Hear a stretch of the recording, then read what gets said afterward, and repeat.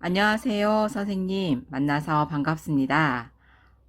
이번 학기 특수학교 교육론 수업을 하게 된 대구 보건학교 교사 이성아입니다. 선생님들과 만나서 이제 강의를 하면 좋은데요. 올해는 코로나19로 부득이하게 비대면 수업을 진행하게 되어서 조금 아쉽습니다. 아마 저를 지지난 학기에 만난 선생님들도 많이 계신 것 같고요. 올해 1학기 선생님들은 저를 이제 처음 뵙는 것 같아요. 직접 뵙지는 못하지만 이렇게라도 뵙게 되어서 반갑고, 혹시나 수업이 진행되는 동안 궁금하신 내용이나, 어, 연락할 사항들이 있으면 지금 나오는 연락처로 연락을 주시면 제가 답변을 드리도록 하겠습니다. 자, 특수학교 교육론이라는 과목은 아마 선생님들 어떻게 진행되시는지 궁금하실 것 같아요. 특수학교 교육과 관련된 내용을 중심으로 이제 수업이 진행될 거고, 특수학교 교육이라는 것 중심에는 교육과정이라는 부분이 있어서 대부분의 수업은 특수학교 교육과정과 관련된 내용이라고 보시면 됩니다. 어, 1, 2차 시에서는 선생님들과 특수학교 교육과 관련된 아주 기본적인 개념들을 다룰 것이고요. 선생님들이 들었던 내용들도 있으실 거고, 또 처음 듣는 선생님들도 계실 건데요. 한번 들어본 선생님들은 복습하는 의미에서 한 번 더 개념을 정리하시면 좋을 것 같습니다. 처음에 선생님들과 수업을 온라인 수업 이제 쌍방향 수업으로 진행을 하려고 계획을 했었고, 아마 수업 계획서에도 그렇게 적혀 있을 거예요. 그런데 이제 부득이하게 이제 선생님들의 상황상 쌍방향 수업이 어렵다고 해서 동영상을 찍어서 올리는 수업으로 바뀌게 되면서 수업 계획서에 있는 내용과 조금 달라지는 점이 있다는 거 양해 부탁드립니다. 그리고 이번 수업 동안은 어, 지금 보이는 세 가지의 교재를 중심으로 이루어집니다. 2015 개정 특수학교 교육과정 별책 1, 2, 3에 대해서는 제가 파일을 올려드릴 테니 다운받으셔서 수업하실 때 참고하시면 좋을 것 같습니다. 그리고 아래에 있는 책 두 권은 제가 필요한 부분만 발췌하여 사용할 거기 때문에 선생님들 굳이 구입하지 않으셔도 되고요.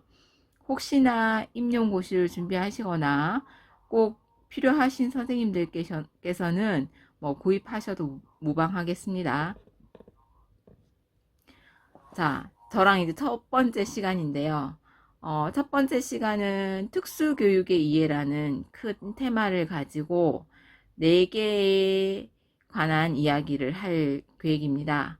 첫 번째는 장애의 개념, 두 번째 특수교육의 정의, 세 번째 특수교육 관련법, 네 번째 특수교육 현황 및 제공과 관련한 내용입니다.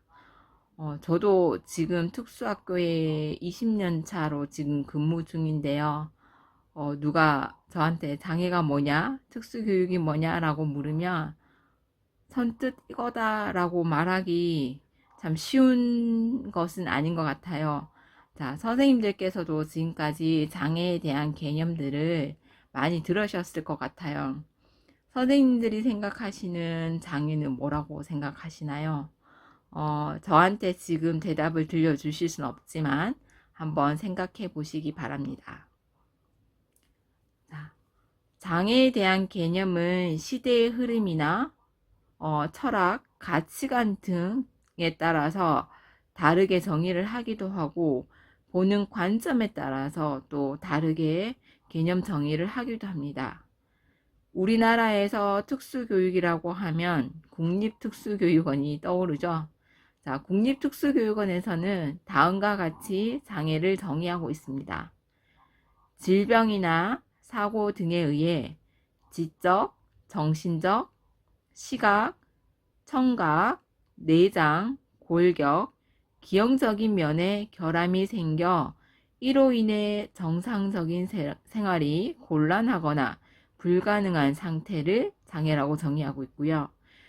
이 정의에서 얘기하는 결함은 신체의 특정 부위나 기관의 기능이 손실되었거나 감소한 것을 의미하므로 의료적인 지원이 필요한 상태를 말합니다. 그리고 이 정의에서 얘기하는 장애는 손상으로 인해 특정 영역, 읽기, 보기, 걷기, 듣기 등과 같은 능력 저하가 생기는 경우로 교육적, 훈련적 지원이 필요한 경우를 얘기를 하죠. 그리고 우리들이 잘 아는 세계보건기구 WHO에서는 다음과 같이 장애를 정의하고 있습니다. 손상, 능력장애, 사회적 분리 세 가지 측면에서 장애를 정의하고 있는데요. 먼저 손상을 한번 살펴볼게요. 손상은 이제 영어로 impairment라고 하고요. 이 손상이라는 의미에서의 장애는 신체 구조학적 또 해부학적 기능 및 심리적인 구조나 기능의 일부가 상실된 것 또는 영구적으로 손상이 일어난 것을 얘기하고, 이 정의는 신체적인 차원에서의 관점에서의 보는 장애라는 거예요. 두 번째 나오는 능력장애는 선생님들 그 특수교육 관련 공부하시면서 아마 disability라는 말도 많이 들으셨을 거예요. 자, 능력장애로 보는데 이것은 기능 제약으로 인하여 나타나는 능력 저하를 얘기를 하는데 이거는 개인적인 차원에서 장애를 보는 측면입니다. 그리고 세 번째, 핸디캡이라는 용어 많이 사용하시고 많이 들어보셨죠? 어떤 사회적인 분리라고 해석을 하고 있는데요. 핸디캡이라는 장애의 정의를 보면 장애인과 그를 둘러싼 주변 환경과의 관계를 말하는 사회적 차원에서 장애가 일어난다는 것을 이야기하고 있습니다. 현대사회에 들어서면서 장애는 개인의 문제나 어떤 신체적인 단순한 신체적인 차원의 문제가 아니라 사회 측면에서 사회적인 차원에서의 장애를 보기 때문에 개인이 가진 문제보다는 사회의 물리적인 환경들, 그 다음에 인식들, 이러한 것들로 인해서 장애가 된다는 것을 의미합니다. 그러면 이와 관련된 예를 한번 살펴보겠습니다. 다리가 이제 불편한 친구가 있다면, 예를 들어서 뭐 다리가 이제 절단되었다면, 이 다리가 절단된 자체는 이제 손상으로 볼 수 있겠죠. 근데 이제 손상된 것으로 인해서 다리가 없어서 뭐 다른 사람처럼 이제 걸어서 이동을 하지 못한다는가, 이제 이런 것들은 이제 다리가 없음으로써 생긴 어떤 기능적인 제약이 되겠죠. 이동에 제한이 되니까. 그리고 이제 사회적 분리라는 측면에서 본다면, 휠체어를 타는 친구가 경사로가 없어서 이제 그 장소에 갈 수 없다면, 그거는 이제 사회적인 분리에 해당하는 것입니다. 이렇게 사회적인 분리는 장애가 가진 어떤 개인적인 신체적인 차원이 아니라 사회적인 문제로 장애를 보고 있고, 사회적으로 어떤 환경적인 물리적인 제약들이 있음으로 인해서 그게 장애가 될 수 있다는 거죠. 자, 그러면 선생님들께 퀴즈를 드리겠습니다. 자, 앞에서 제가 설명드린 손상, 능력장애, 사회적 분리의 정의에 대한 예를 이제 설명해서 선생님들별로 과제란에 올려주시기 바랍니다.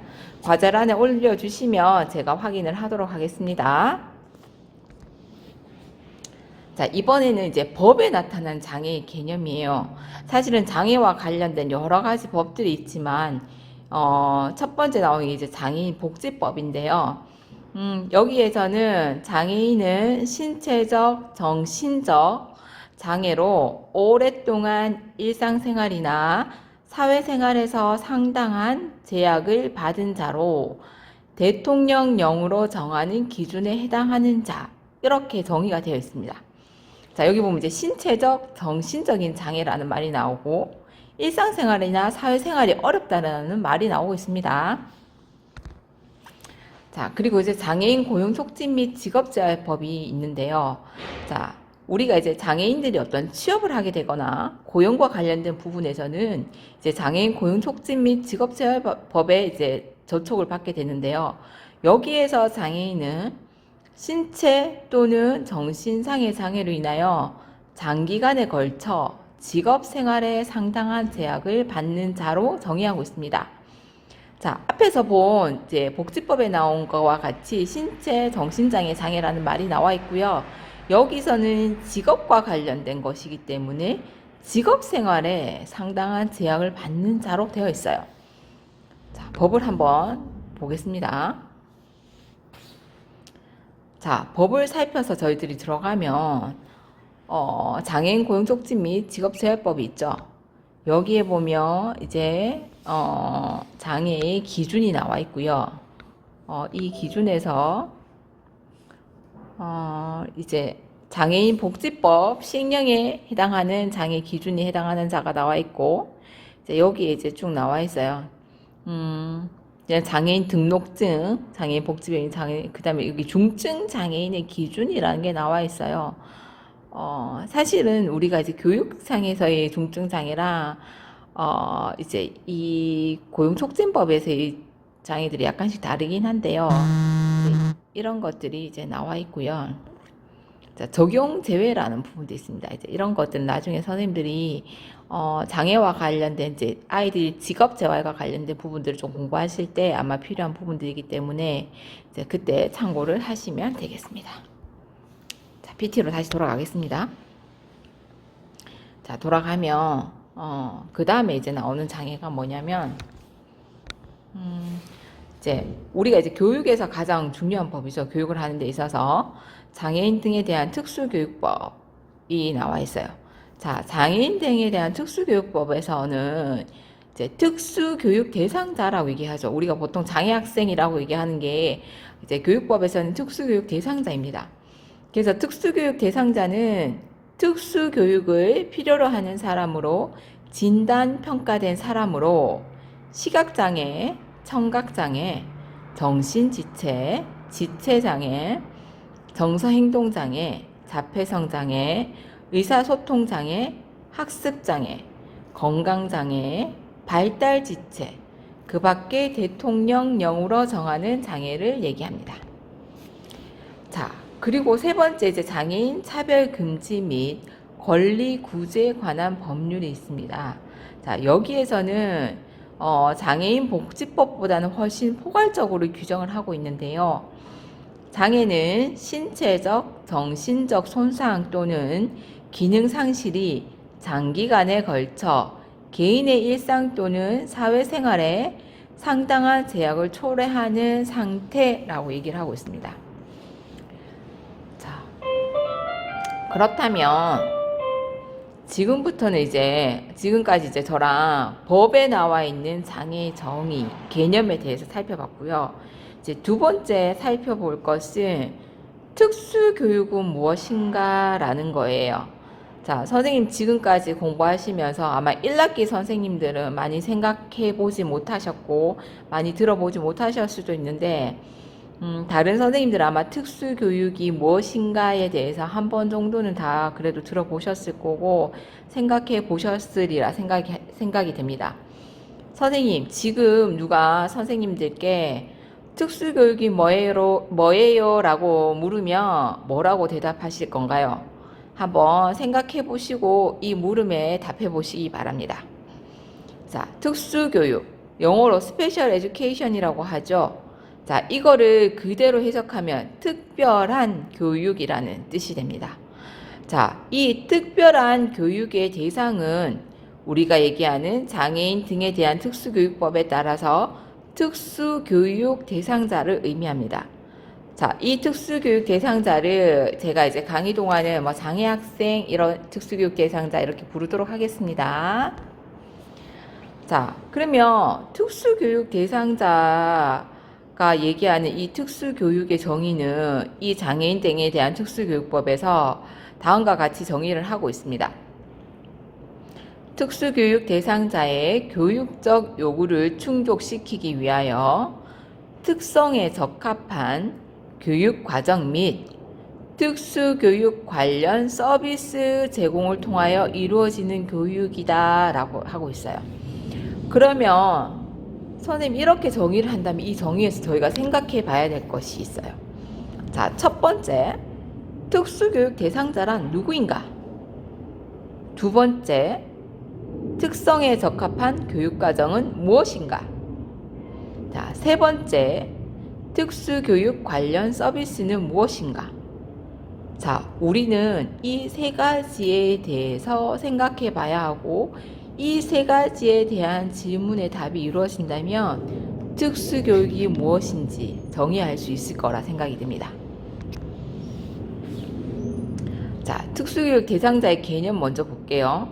이제 지금 저랑 선생님이랑 일하는 곳, 앞으로 일할 곳이 교육과 관련된 것이죠. 저도 이제 특수학교에 있고 아마 선생님들께서도 특수학교에 계신 분들도 계시고 학급에 계신 분들도 계시고 일반 학교에 계신 분들도 계실 거예요. 자, 그러면 교육법에서는 특수교육 대상자를 이렇게 정의하고 있어요. 시각장애, 청각장애, 정신지체, 지체장애, 정서행동장애, 자폐성장애, 의사소통장애, 학습장애, 건강장애, 발달지체, 그 밖에 대통령령으로 정하는 장애, 이렇게 정의가 되어 있어요. 자, 그러면 이 대상자의 선정 기준들을 한번 살펴보도록 하겠습니다. 자, 특수교육 대상자 선정 기준을 한번 보겠습니다. 이게 장애인 등에 대한 특수교육법 시행령에 나와 있어요.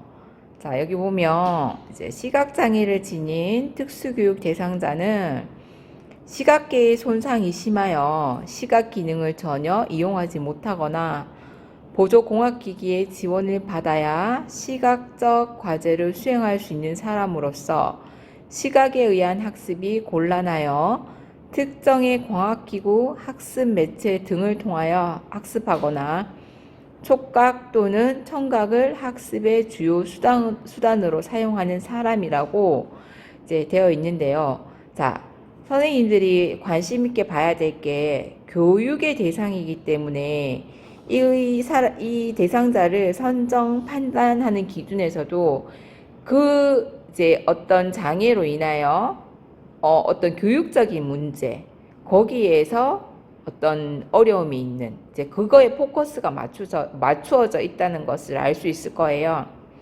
자, 두 번째 청각장애를 지닌 특수교육 대상자 한번 볼게요.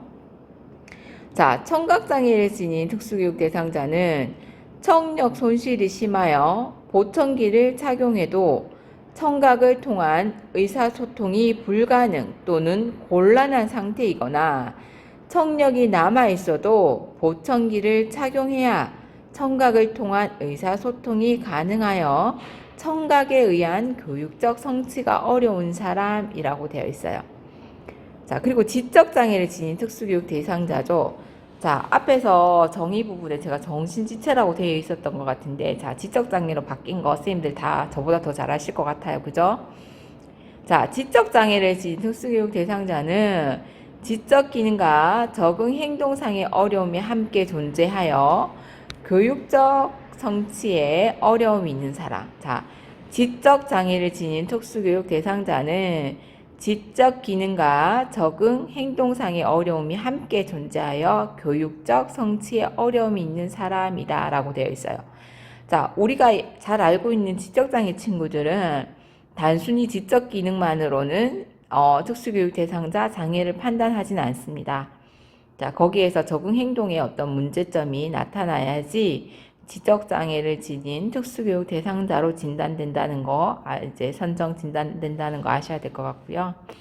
자, 네 번째, 지체장애를 지닌 특수교육 대상자는 기능, 형태상 장애를 가지고 있거나 몸통을 지탱하거나 팔다리의 움직임 등의 어려움을 겪는 신체적 조건이나 상태로 인해 교육적 성취에 어려움이 있는 사람을 얘기합니다. 자, 다섯 번째 나오는 게 정서행동장애를 지닌 특수교육 대상자죠. 자, 여기에 보면 장기간에 걸쳐 다음 강목의 어느 하나에 해당하며 특별한 교육적 조치가 필요한 사람이라고 되어 있습니다. 그 목을 한번 살펴볼게요. 자, 지적, 감각적 건강상의 이유로 설명할 수 없는 학습상의 어려움을 지닌 사람. 자, 또래와 교사와의 대인관계에 어려움이 있어 학습에 어려움을 겪는 사람. 일반적인 상황에서 부적절한 행동이나 감정을 나타내어 학습에 어려움이 있는 사람. 전반적인 불행감이나 우울증을 나타내어 학습에 어려움이 있는 사람. 학교나 개인 문제에 관련된 신체적인 통증이나 공포를 나타내어 학습에 어려움이 있는 사람이라고 되어 있고요.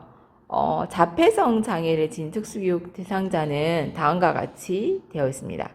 사회적 상호작용과 의사소통에 결함이 있고 제한적이고 반복적인 관심과 활동을 보임으로써 교육적 성취 및 일상생활 적응에 도움을 필요한 사람이라고 되어 있어요.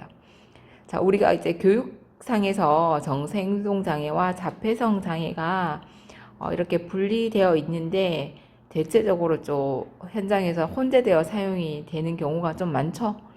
그래도 선생님들 아마 자폐성 장애는 확연하게 구분이 되기 때문에 잘 아실 거라 생각이 됩니다. 자, 7번째 이제 의사소통을 지닌 특수교육 대상자예요. 자, 이 의사소통 장애도 각 목의 어느 하나에 해당하여 특별한 교육적 조치가 필요한 사람인데요. 언어의 수용 및 표현 능력이 인지 능력에 비하여 현저하게 부족한 사람. 자, 조음 능력이 현저히 부족하여 의사소통이 어려운 사람.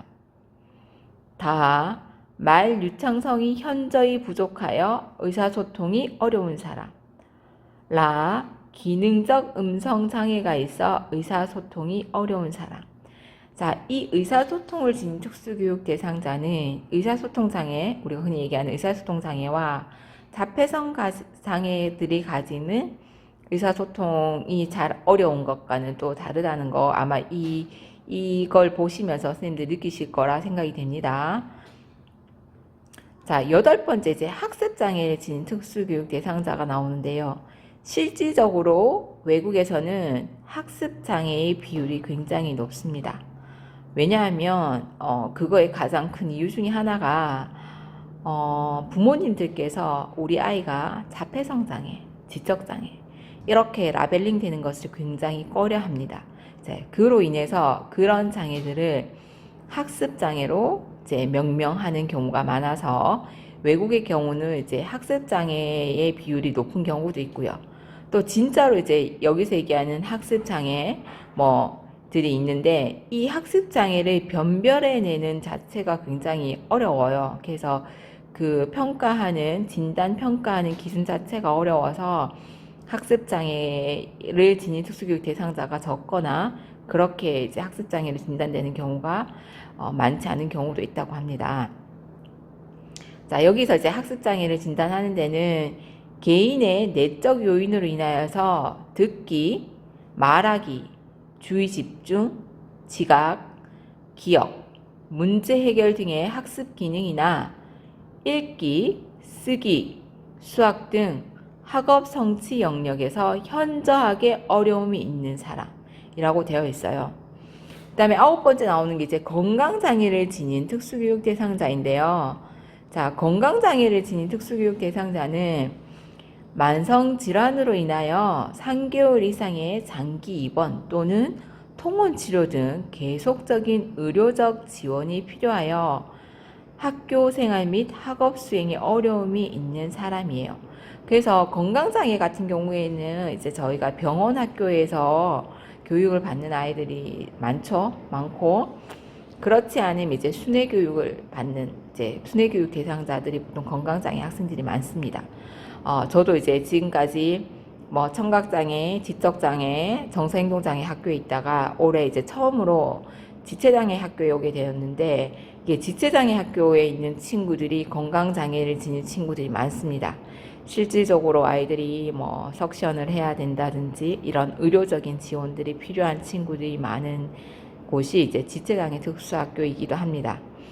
자, 나중에 혹시나 기회가 되신다면 지체장애 학교를 한번 방문하시거나 또 아는 선생님을 통해서 그쪽 아이들의 이야기를 한번 들어보시면 또 지체장애를 이해하고 건강장애를 이해하는 데 도움이 되시리라 생각이 됩니다. 자, 마지막으로 10번째가 발달지체를 보이는 특수교육 대상자예요. 자, 발달지체를 보이는 특수교육 대상자는 신체, 인지, 의사소통, 사회정서, 적응행동 중 하나 이상의 발달이 또래에 비하여 현저하게 지체되어 특별한 교육적 조치가 필요한 영아 및 9세 미만의 아동을 얘기합니다. 자, 사실은 발달지체라는 용어 자체가 나오게 된 게 저희가 이제 어린 아이들일수록 발달 가능성, 잠재력이 굉장히 크다고 얘기를 하면서 그 아이들한테 성장하기 전에 이미 장애라는 것들로 이제 명명하기에는 너무 이제 그 아이들 발달 가능성이 크다라는 측면에서 발달이 조금 늦다, 조금 지체되어 있다는 의미에서 이제 만 9세 미만의 아동들한테는 발달 지체라는 이제 용어들을 사용을 합니다. 그리고 선생님들이 한 가지 기억해야 될 게 특수교육 대상자라고 해서 모두 장애로 진단받는 것은 아닙니다. 실질적으로 부모님들께서 장애 진단을 받지 않고 특수교육 대상자로만 선정을 받아서 특수교육을 받게 하는 경우도 굉장히 많습니다. 특히 이런 친구들 같은 경우에 저희가 흔히 얘기하는 경계선 정도의 아이들이 많겠죠. 그런 친구들이 남자아이들 같은 경우에 보통 군대를 가야 되면 그때 장애 진단을 받는 경우가 많아요. 그래서 자, 특수교육 대상자와 장애 진단을 받는 것은 조금 다르더라 하는 정도만 이제 기억을 하시면 좋을 것 같습니다.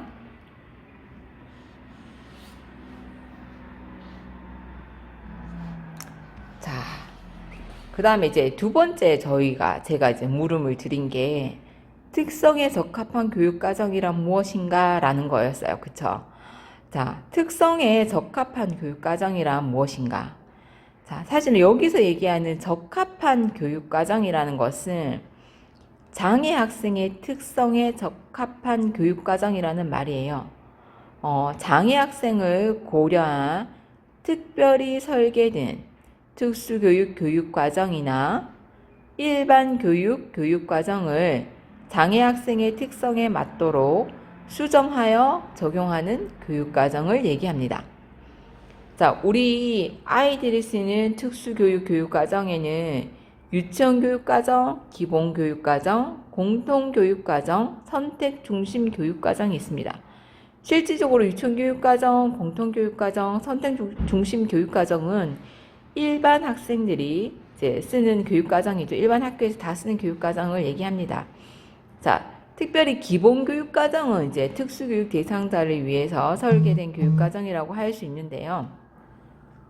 자, 그전에는 저희들이 교육과정을 할 때 우리가 흔히 얘기하는 시각, 청각, 지체장애 친구들을 감각장애라고 얘기하고 지적장애와 정서행동장애, 자폐성장애 친구들을 발달장애라고 얘기할 때 자, 2011 교육과정까지만 해도 그 발달장애 학교에서는 기본교육과정을 사용했었고 감각장애 학교에서는 공통교육과정을 사용을 했었습니다. 근데 지금은 장애에 따라서 교육과정을 선택하는 것이 아니라 장애의 영역이 아니라 그 장애의 특성, 그 학생이 가진 특성에 따라서 기본교육과정을 선택을 하기도 하고 공통교육과정을 선택을 하기도 합니다. 그래서 선생님들이 나중에 이렇게 조사해 보시거나 연구를 해 보시면 알겠지만 지체장애 학교에서 공통교육과정을 사용하지 않고 기본교육과정을 사용하는 학교도 굉장히 많습니다. 왜냐하면 그 지체장애 친구들이 굉장히 많이 중증 중복화 되어 가고 있어요. 그래서 이런 이제 공통 교육 과정을 진행하는 것이 어려워서 기본 교육 과정을 적용하는 경우도 있고, 지금 우리 학교 같은 경우는 공통 교육 과정을 적용하는데요. 그게 이제 어떤 장애 영역이 아니라 학생들의 특성에 따라 교육 과정을 선택을 하더라는 것을 기억을 하시면 좋을 것 같습니다. 자, 이 교육 과정에 대해서는 제가 뒷부분에 다른 차시에서 더 구체적으로 다룰 겁니다. 자, 세 번째 제가 질문 드린 거 있죠. 관련 서비스는 무엇인가 라는 거예요. 자, 특수교육 대상자의 교육을 효율적으로 실시하기 위하여 필요한 인적, 물적 자원을 제공하는 서비스로서 상담 지원, 가족 지원, 치료 지원, 보조 인력 지원, 보조 공학 기기 지원, 학습 보조 기기 지원, 통학 지원 및 정보 접근 지원 등이 여기 관련 서비스에 해당이 됩니다. 선생님 주변에 장애 학생, 특수교육 대상 학생들이 있었다면 아마 치료실 간다는 이야기를 많이 들어보셨을 거예요. 자, 우리 친구들이 뭐 학교를, 그러니까 정규 시간이 끝나기도 전에 가는 친구들도 많거든요. 자, 보통 언어 치료, 뭐 물리 치료, 작업 치료, 뭐 심리 치료, 미술 치료, 음악 치료, 다양한 치료 지원을 받고 있고요. 또 이제 어떤 친구들은 이제 보조공학 기기 지원이 필요해서 특히 이제 지체장애 아이들 같은 경우에 보조공학 기기 지원들이 많이 필요로 하고 있어요. 그래서 이 친구들 같은 경우에 이제 이런 지원을 받기도 하고, 또 아이들이 이제 뭐 통학이라든지 이런 걸 위해서 활동 보조 지원이라든지 이런 걸 또 받기도 하죠. 이런 이제 특수교육 대상자들을 위한 여러 가지 서비스들이 관련된 서비스라고 보면 됩니다.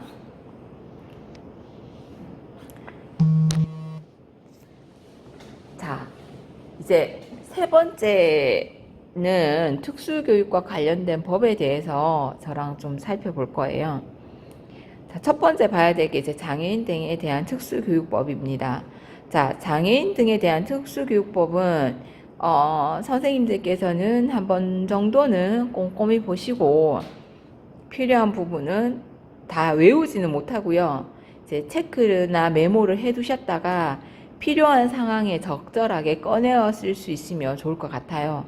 특히 임용을 준비하시는 선생님들께서는 꼭 특수교육법을 한번 꼼꼼히 보시고 중요한 이제 조항에 대해서는 기억을 하셔야 될 것 같습니다.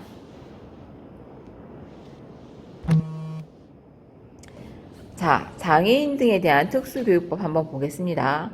자, 여기에 보면은 이제 특수교육법의 목적, 정의, 여기 정의에 보면 제가 얘기한 특수교육의 정의, 특수교육 관련 서비스의 정의, 대상자에 대한 부분, 특수교육 교원에 대한 부분, 보호자는 누구인지, 통합교육은 무엇을 얘기하는지, 또 개별화 교육은 무엇을 얘기하는지, 수뇌교육은 무엇을 얘기하는지, 그 다음에 진로 직업 교육이 무엇인지, 특수교육 기관이라 하면 무엇인지에 대한 것들이 이 법에 다 나와 있어요. 사실은 이 법이 가장 기본이에요. 이 법이 기본이 되어서 학교도 만들어지고 이제 교원 수급도 되게 되고 교사 양성도 하게 되고 어떤 이제 수업을 어떤 내용으로 할지 정해지는 거죠. 이 법이 가장 기본이에요. 자, 선생님들 다른 거야 많이 들어보셨을 것 같고요. 기억하셔야 될 게 이제 개별화 교육에 대한 부분은 기억을 하셔야 되겠죠. 사실은 특수학교에서는 모든 학생, 대체적으로 모든 학교에서 모든 학생들에게 개별화 교육을 쓰도록 했어요. 이게 법적인 거기 때문에 모든 학교에서 다 하고 있습니다. 그래서 개별화 교육이 실시된다는 걸 기억을 하셔야 될 것 같고, 자, 그리고 이제 특수학교에서 또 중요시되는 부분이 진로 및 직업 교육이죠. 사실은 학교 교육이 끝이 아니라 학교에서 사회로 나가는 이제 잘 원활하게 이동할 수 있도록 또 원활한 사회생활을 할 수 있도록 하는 것이 특수교육의 큰 목표 중에 하나이다 보니 이제 진로 직업 교육이 굉장히 중요하게 다루어지고 있고요.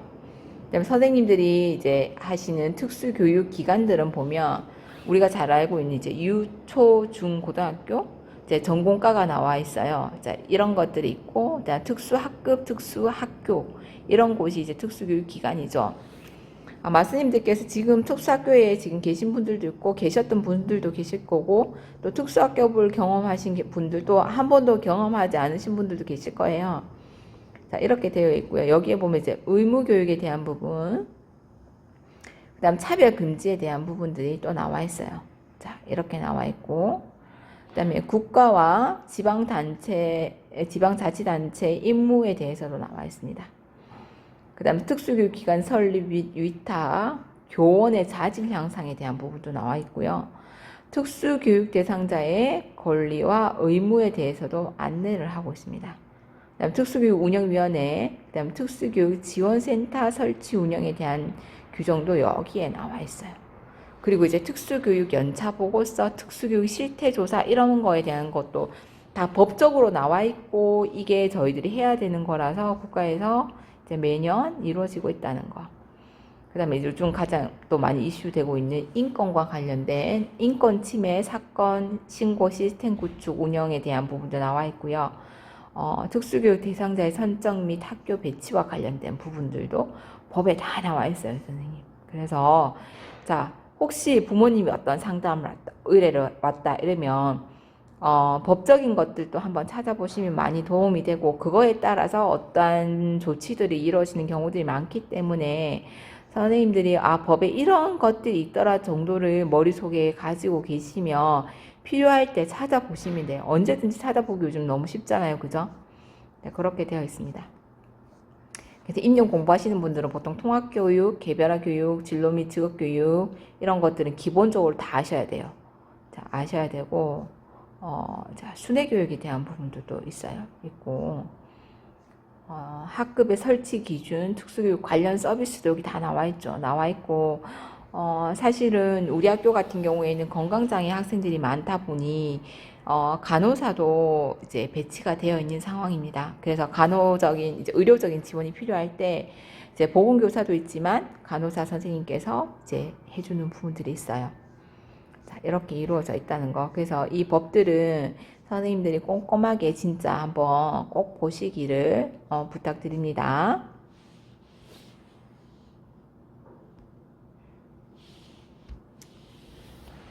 자, 두 번째는 이제 장애인 복지법이에요. 자, 복지법 한번 볼게요. 선생님들이 또 이렇게 잘 보지 않으면 법을 잘 볼 일이 잘 없어요, 사실. 시험을 친다거나 이렇게 해야지 보지, 아니면 볼 일이 잘 없죠. 자, 장애인 복지법에도 보면 이제 목적, 장애인에 대한 정의들이 나와 있어요. 자, 여기에서 복지법에서는 크게 신체장애와 정신장애로 나눠지거든요. 자, 그렇게 나눠져 있고, 정신장애 안에 이제 발달장애, 정신질환으로 발생하는 장애, 이렇게 나눠져 들어가 있어요. 그래서 우리가 교육상에서 이제 정의하는 방법과 조금 약간의 차이가 있어요. 있고, 이제 여기는 뭐, 중증 장애인 보호, 여성 장애인의 권익 보호에 대한 것도 나와 있고, 차별 금지에 대한 부분, 그냥 장애인 종합 계획에 대한 부분들이 있어요. 사실은 이거 장애인 종합 계획들이 여기도 이제 5년 뭐 이렇게 세워지는데 선생님들은 잘 모르시는데 장애계에 일하시는 분들은 우리가 특수교육자 5개년 발전계획처럼 이제 다 알고 계시고 많은 분들이 또 전문가들이 참여하고 계시더라고요. 이제 저도 우연찮은 기회에 이걸 참여하게 됐었는데 이런 것도 있구나 그때 처음 알았습니다. 네. 이렇게 이제 나와 있고 여기 장애인의 날에 대한 규정도 여기 나와 있죠. 이 규정이 있어서 장애인 날이 생긴지 혹시 알고 계셨나요? 그래서 법을 보다 보면 이것 때문에 이런 게 있구나 하는 걸 알게 되는 경우가 종종 있습니다. 그래서 선생님들이 시간 되실 때 또 재미삼아 한 번씩 보시면 좋을 것 같아요. 여기 이제 사회적 인식 개선에 대한 부분도 나와 있죠.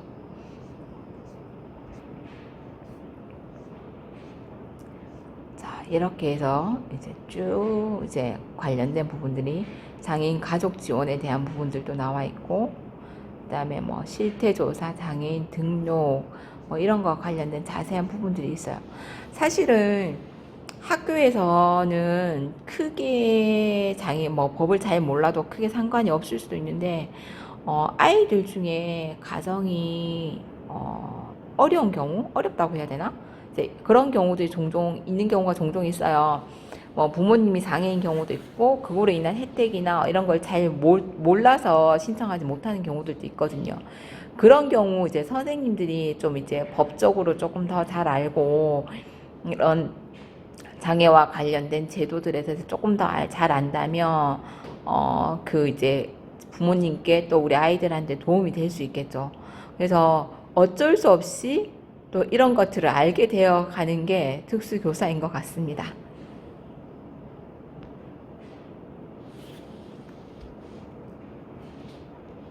자, 복지법을 한번 봤고요. 자, 이번에 볼 거는 특수교육 현황 및 제공과 관련된 건데요. 제가 이제 2019년 특수교육 통계를 찾았습니다. 그래서 가장 최근에 있는 건데요.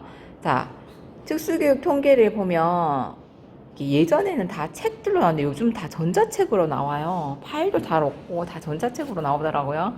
자, 그래서 쌤들하고 한번 이 법에 보면 선생님 목차를 이렇게 한번 보세요. 보시면 이제 여기에서 다양한 이제 특수교육과 관련된 현황들이 나와 있어요. 나와 있고요. 자, 특수교육 주요 현황에서 전체 이제 특수교육 대상자가 얼마인지, 장애 유형별로는 얼마나 많은 장애인들이 있는지, 또 이런 또 어떤 학교에 얼마나 많이 배치되어 있고 학생 수는 얼마고 이에 해당하는 교원 수는 얼마고 또 이에 해당하는 보조 인력은 얼마나 되는지에 대한 게 다 나와 있어요. 자, 그래서 선생님들이 이 부분은 사실 논문을 쓰시거나 어떤 연구를 하실 때 좀 많이 이제 보게 되는 부분일 거예요, 아마. 그래서 선생님들이 이제 만약에 논문이나 이런 걸 하셔서 통계를 하셔야 될 때는 특수교육 통계가 있더라 라는 것을 기억을 하시고 그 특수교육 통계와 관련된 자료들을 찾으시면 돼요. 그냥 인터넷에서 제가 이 파일은 선생님들한테 사이트를 연결해서 이제 자료실에 올려드릴 건데 특수교육 통계라고 치면 돼요. 그래서 이제 그렇게 치시면 나오니까 이제 필요하신 분은 그렇게 찾아서 쓰시면 좋을 것 같습니다. 자, 여기서 다는 볼 수 없고요. 자, 몇 가지만 저랑 볼게요.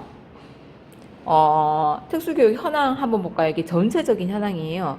지금 2019년 기준으로 우리나라 특수교육 대상자가 93,000명 정도 돼요. 자, 93,000명 정도 되고요. 여기에 보면 이제 학교 과정별이라고 해서 장애 영아도 있거든요, 요즘. 유치원, 초, 중, 고등학교 전공과 과정이 있어요. 자, 특수학교는 특이하게도 장애 영아부터 전공과까지 전체가 같이 있는 경우가 있습니다.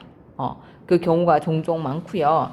자, 요즘은 특수학교들이 학교 급별의 어떤 특성을 살리고자 유치원, 뭐 초등학교, 중학교 이렇게 같이 해서 요 중학교 과정까지만 있는 특수학교가 있고 고등학교와 전공과가 또 따로 있는 특수학교들이 있어요.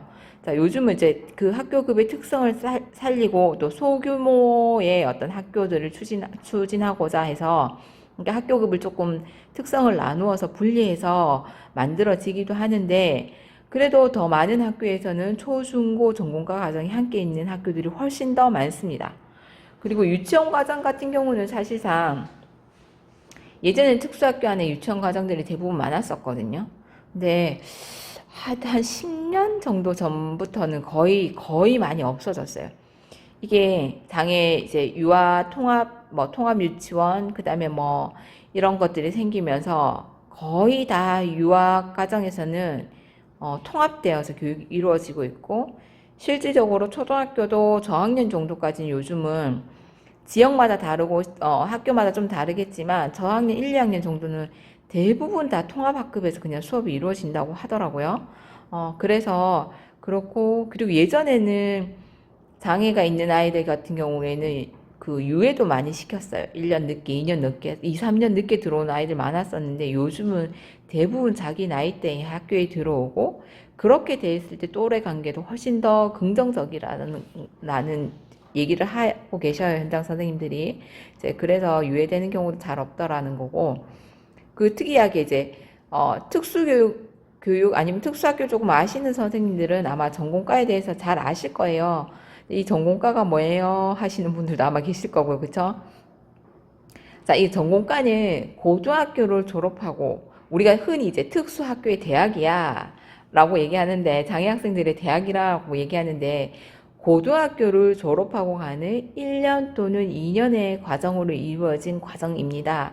자, 처음에 전공과가 만들어지던 초창기 1995년 정도 이제 전공과가 처음 설치됐었는데 그때는 고등학교를 졸업하고 바로 사회로 가기엔 아이들이 너무 어리기도 하고 좀 교육이 더 필요한 상황이기도 해서 전공 과정에서 아이들을 조금 더 교육을 시키고 훈련을 시켜서 이제 사회로 내보내자 이렇게 해서 이제 시도된 게 전공과인데 지금은 사실상 대체적으로 고등학교의 연장선이라고 보시는 게 더 맞아요.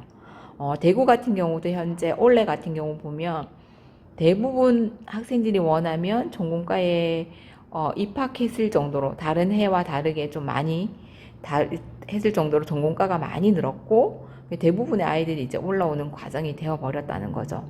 자, 부모님 입장에서는 당연히 학교를 1년, 2년 더 보내고 싶은 게 맞고요. 또 이제 학교 입장에서도 그렇다 보니 이 아이들한테 적절한 교육들을 제공해야 되다 보니 또 이제 새롭게 또 고민을 하게 되고 이런 이제 교육이 또 확장되어 가는 부분이기도 합니다.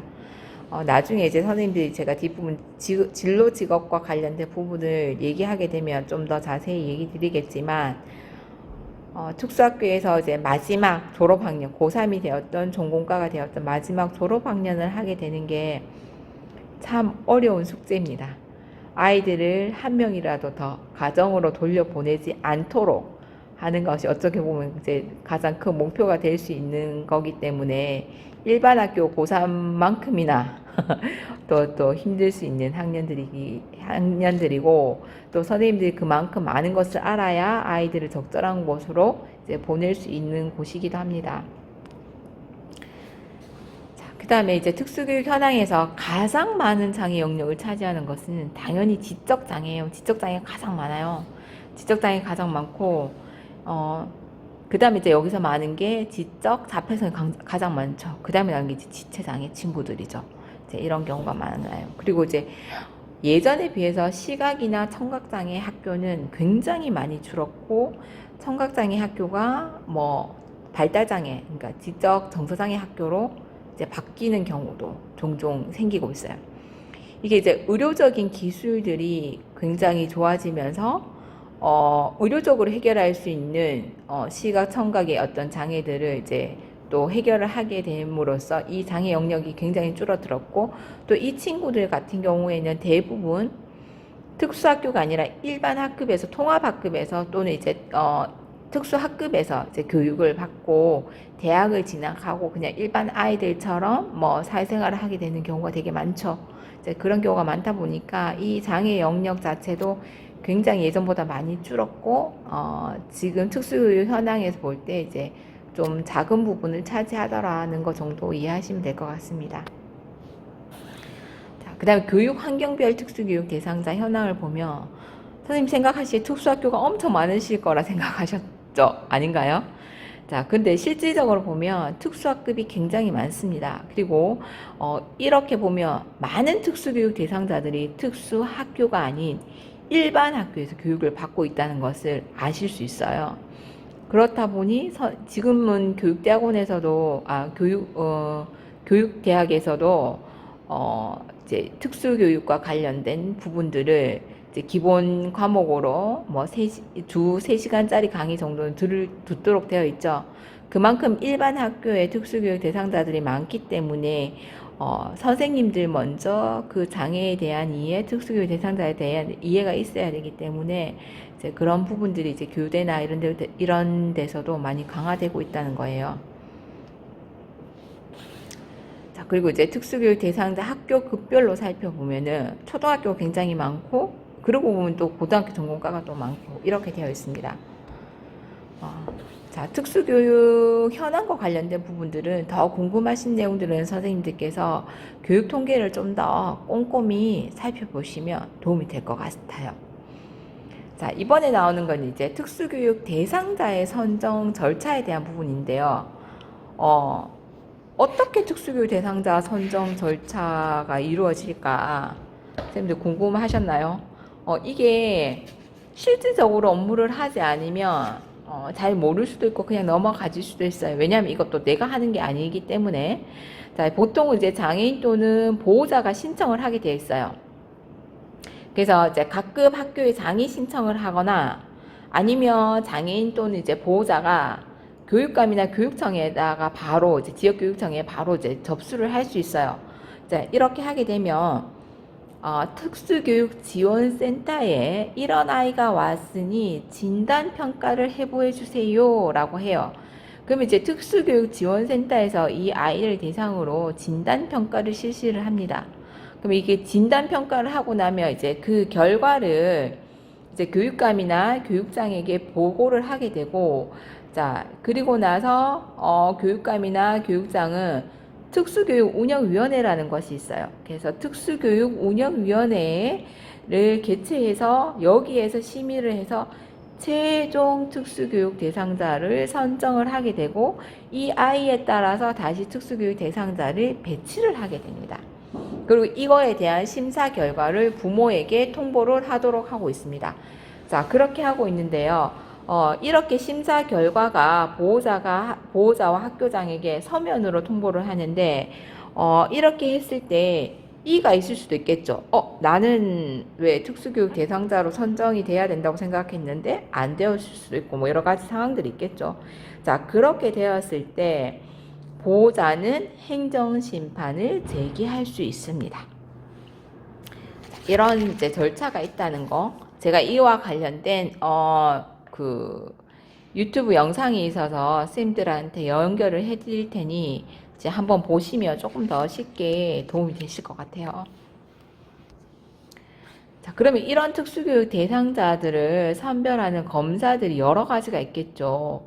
자, 어떤 것들이 있는지 한번 보면 먼저 이제 장애 조기 발견을 위한 선별 검사에는 사회성숙도 검사, 적응행동 검사, 영유아 발달 검사가 있어요. 선생님도 혹시 이런 검사들이 궁금하시면 아마 쉽게 인터넷에서 아마 검색을 하실 수 있을 거예요. 찾으실 수 있을 거고, 혹시나 이제 모르면 이제 주변에 같이 선생님들 공부하시는 선생님들끼리도 다양하게 다 근무하고 계시잖아요. 여쭤보시거나 꼭 궁금한 게 있다면 저한테 문의를 하시면 되겠습니다. 그다음 장애에 따라서 진단평가 이 영역들이 조금 달라지는데요. 시각장애나 청각장애, 지체장애를 보면 이제 기초학습기능검사, 그다음에 시력검사, 시기능검사 및 촉기능검사 이런 것들이 있고요. 자, 이 시기능이나 촉기능 같은 경우에는 시각장애의 경우에 한해서 하고요. 청력검사도 마찬가지로 청각장애에 한해서 검사를 하게 됩니다. 지적장애 같은 경우에는 이제 기본적으로 하는 게 이제 지능검사겠죠. 그리고 제가 적응행동에 문제가 있어야 된다고, 같이 어려움이 있어야 된다고, 그래야 지적장애가 된다고 얘기를 했어요. 그래서 사회성숙도 검사라든지 적응행동검사, 기초학력검사, 운동능력검사를 실시하게 됩니다. 그리고 정서행동장애나 자폐성장애 아이들의 경우에는 적응행동검사, 그 다음에 성격진단검사, 행동발달평가, 학습준비도 검사를 하게 되죠. 그리고 이제 의사소통장애 같은 경우는 구문검사, 의문검사, 언어발달검사를 하게 됩니다. 그리고 이제 학습장애는 지능검사, 기초학습기능검사, 학습준비도 검사, 시지각발달검사, 지각운동발달검사, 시각운동 통합발달검사 이런 것들을 하게 됩니다. 장애 영역에 따라서 유형에 따라서 조금씩 다른 검사들이 이루어지긴 하는데요.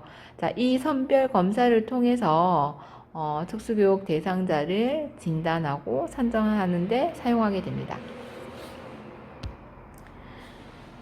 자, 그렇다면 이런 역할을 한다는 게 이제 특수교육 지원, 이런 역할을 하는 이제 특수교육 지원센터가 있었죠.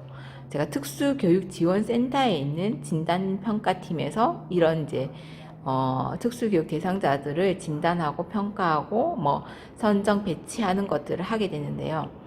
실질적으로 이제 특수교육 지원센터는 제가 예를 들어서 한번 찾아봤어요. 대구에 있는 남부 특수교육 지원센터예요.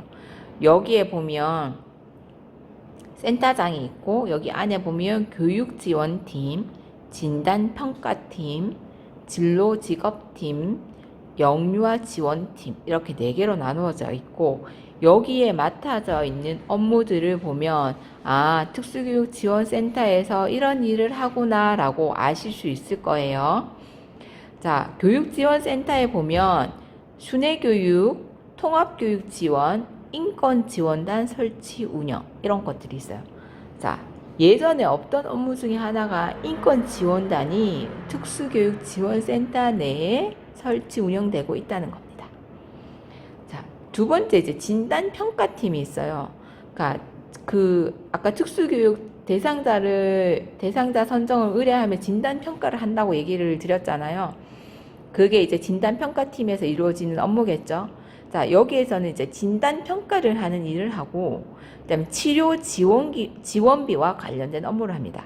자, 우리 아이들이 학교에 다니는 동안 학령기 만 18세까지는 치료 지원을 받을 수 있어요. 지원비를. 자, 그거와 관련된 업무들을 진행을 하고요. 그다음에 여기는 보니까 화상 강의와 관련된 지원이 또 업무가 들어와 있네요. 그리고 이제 특수교육지원센터의 중요한 역할 중 하나가 진로직업팀입니다.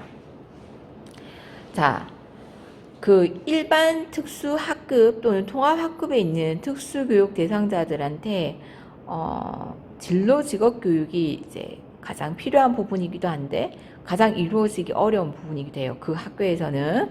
그래서 이제 이 진로직업과 관련된 것들을 특수교육지원센터에서 하게 되고 그다음 특수교육지원센터에서는 그 지역에 관련된 특수학급에 있는 학생들을 대상으로 이제 방학 중에 계절학교를 운영하고 있습니다.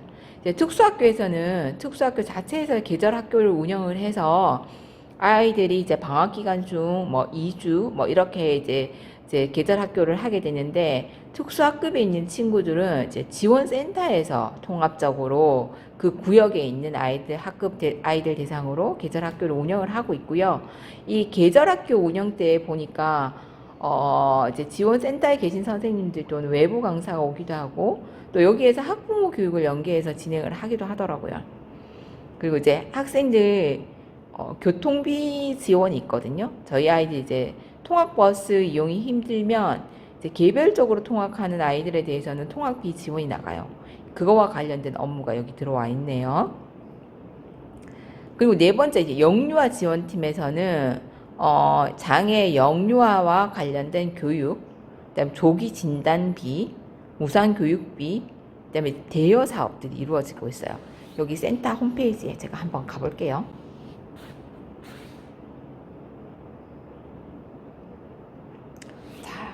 특수교육지원센터 남부교육지원청에 있는 특수교육지원센터에 있는 이제 여기 이제 제가 보여준 업무 여기 있고요.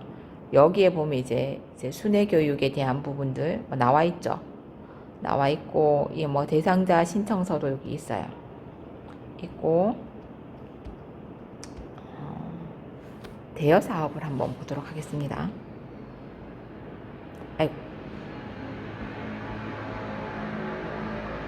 조기 진단비 같은 경우는 관내 거주하는 만 0에서 2세 영아 중 장애로 진단된 영아들한테 1인당 1회 25만 원 한도 내에서 지원이 된다고요. 선생님이 생각보다 우리 아이들 장애 진단 받는데 비용이 많이 들어요. 50만 원 이상 100만 원 정도까지 좀 많이 들더라고요. 이제 이런 것들이 25만 원 정도라도 지원해 주는 것들이 있고 자, 대여 사업에 보면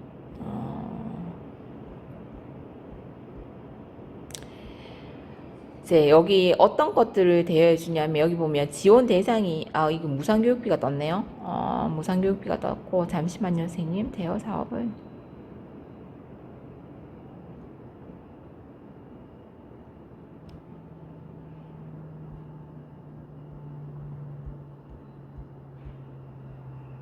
대여 사업이 왜 안 넘어가죠? 잠시만요.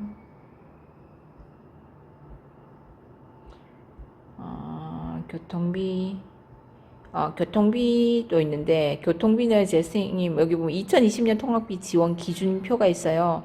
이게 우리 아이들 버스비 기준으로 해서 이렇게 지원되는 거라서 1일 최대 2회, 그러니까 등교, 하교 정도에서 지원이 됩니다. 자, 이렇게 있고.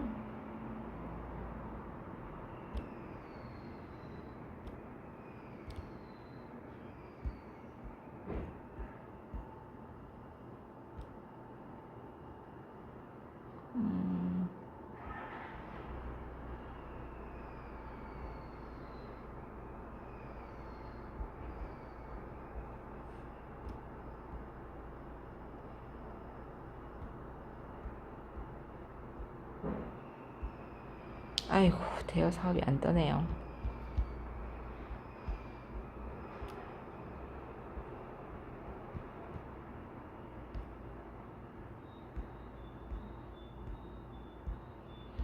자, 이렇게 되어 있다는 거. 그다음에 대여 사업 같은 경우는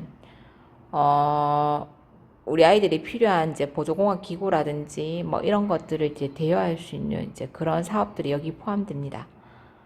자, 이렇게 해서 이제 지원센터에서 어떤 일을 하는지에 대해서 살펴봤습니다. 자, 여기까지 저랑 이제 이번 첫 시간에 알아봤습니다. 첫 번째로 이제 특수 교육이 무엇인지 저랑 알아봤고, 그다음에 장애에 대한 개념, 그리고 이제 특수 교육에 대한 저랑 알아본 게 이제 첫 번째로 이제 이번 첫 시간에 저랑 장애의 개념에 대해서 알아봤고, 그다음에 뭐 각종 법에 나와 있는 장애의 정의, 그다음에 두 번째 특수교육의 정의, 특수교육이 무엇인지에 대해서 저랑 살펴봤어요. 그죠? 그다음에 이제 특수교육과 관련된 법, 그 법에는 어떤 것들이 있는지에 대해서 저랑 짧게 살펴봤고, 그다음에 네 번째로 살펴본 게 이제 특수교육 현황 및 서비스 제공과 관련된 부분들, 마지막에 이제 특수교육 지원센터의 역할과 이제 뭐 업무 정도에 대해서도 알아봤습니다. 자, 기본적인 개념들은 아마 오늘 수업으로 선생님들이 좀 정리가 되셨을 것 같고요. 다음 차시에서는 교육과정에 대한 기본적인 개념을 알고, 이제 그 다음부터는 이제 교육과정별에 대한 이제 세부적인 내용을 들어갈 것입니다. 자, 오늘 수업 듣는다고 수고하셨습니다.